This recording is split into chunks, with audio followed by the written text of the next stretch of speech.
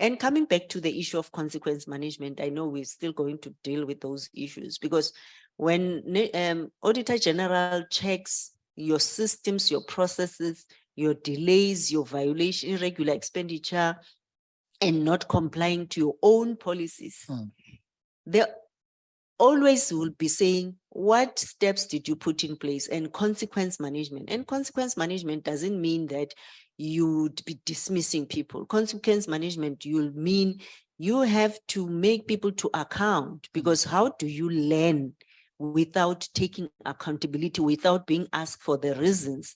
Why did you delay to finalize this matter?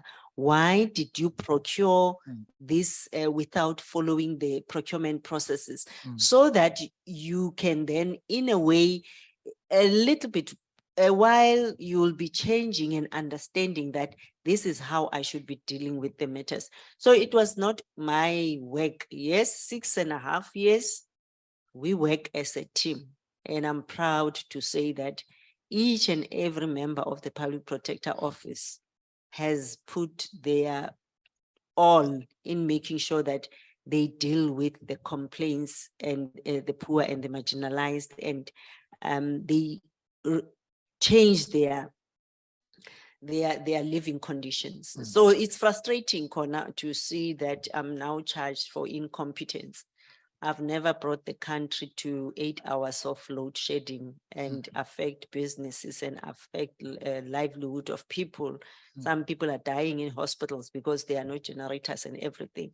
But I'm sitting here, was trying to change the lives of the people, and I'm being treated like this, maybe because I'm not the right color. I don't know. Yeah. Thank you. Maybe we should, if they don't want you in Public Protector, we'll take you to ESCOM. Yeah, I can make a big difference there. Thank you. We need that. Thank you. No, now you said that, no, well, it's true on a serious note here. It does make a difference that you're of a particular color and of a particular gender, but that we will leave to the members of the public. And how do you feel then when some of the people you are talking about who have done that to the country are praised as heroes, while you are condemned as a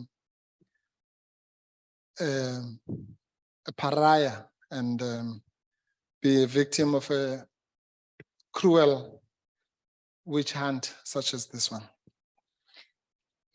I feel very sad because, I mean, with all the persecution I've been facing, I remember even from the media, there was a stage when I was labeled possibly, am I the enemy of the state? Yes. Financial Times showing me as this Medusa, ne? I think it was the Financial Mail, yeah. Mail, yes. I don't know if it's part of the documents, but yes. Yeah. So, you know, and you trying to uplift people, you are trying to show that there are these root causes in the system which generation after generation, you'll still face the same challenges.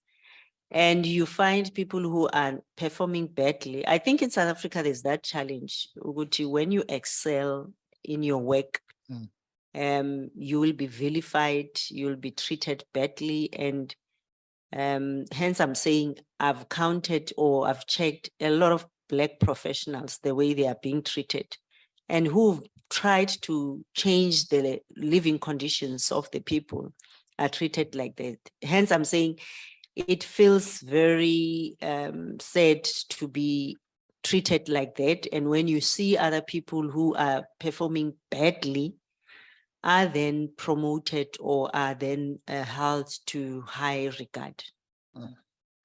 Thank you. Now, before we come to your personal credentials, I just want to round off that issue about, you say somewhere that you wanted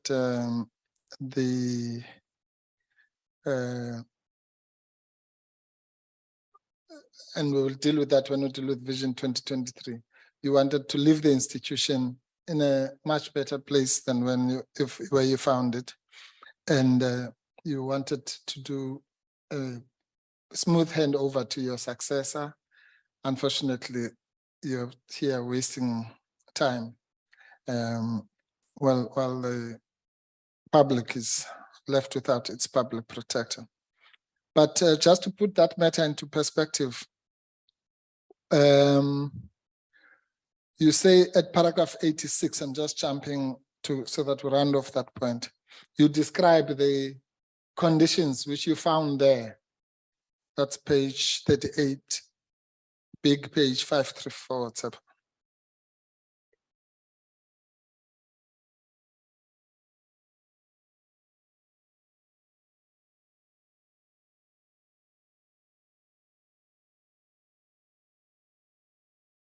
Yes.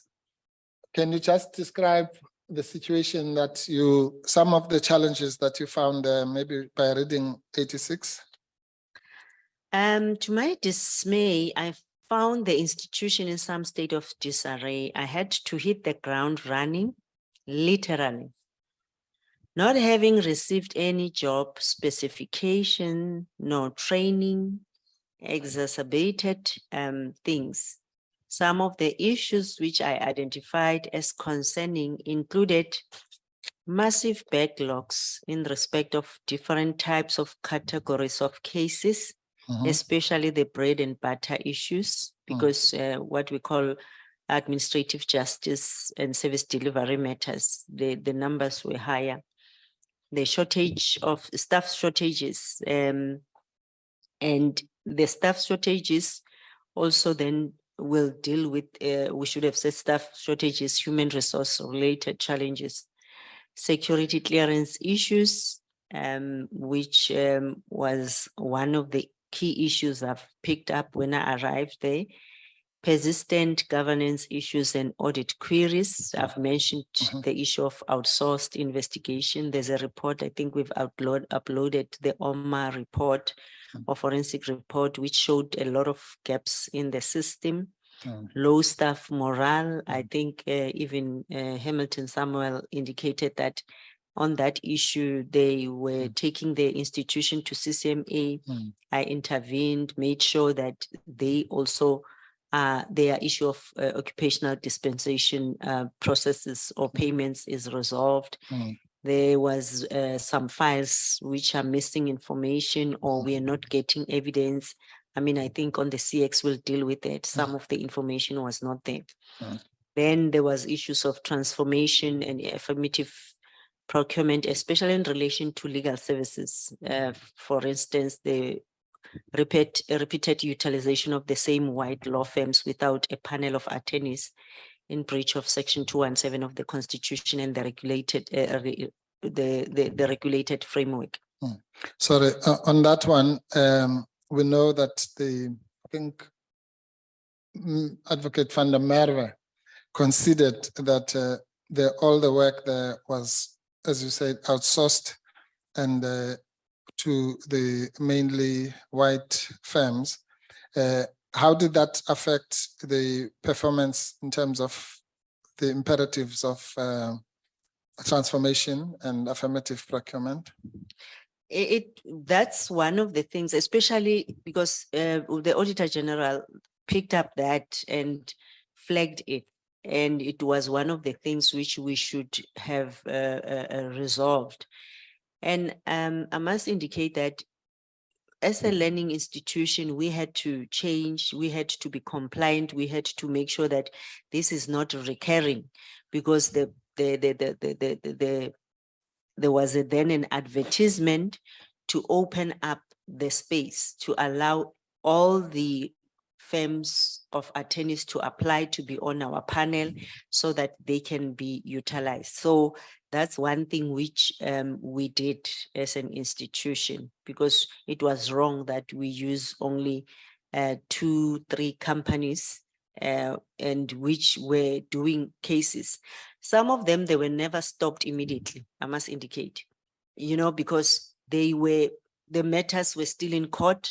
the matters, they were still following up. So it was not a question of just stopping them, but we had to do it systematically, because understanding that now they understand the nitty-gritties of that particular matter, but we had to change that because it was wrong. Payment of service providers in terms of treasury regulations. Yes.